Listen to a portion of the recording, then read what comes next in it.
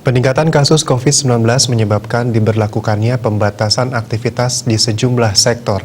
Situasi ini menjadi kendala percepatan pemulihan ekonomi Bali. Oleh karena itu, pengucuran stimulus pemerintah untuk dunia usaha masih diharapkan. Praktisi ekonomi Putu Krisna Adwitya Sanjaya mengatakan pengucuran dana stimulus sangat diperlukan untuk menjaga sekaligus meningkatkan daya beli masyarakat di era pandemi COVID-19 ini. Dana stimulus belum sepenuhnya terserap di masyarakat hingga Agustus 2020.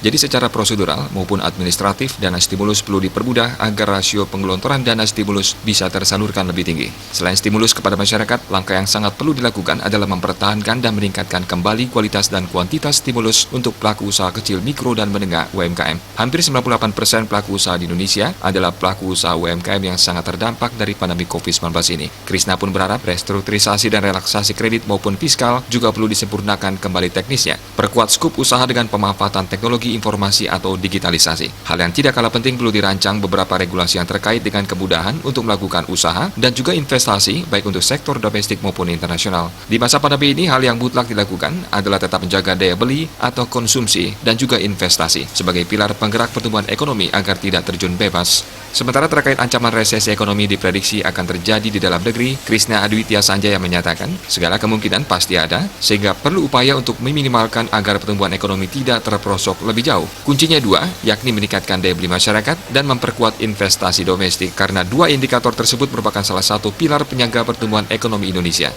Swardika Bisnis Bali melaporkan.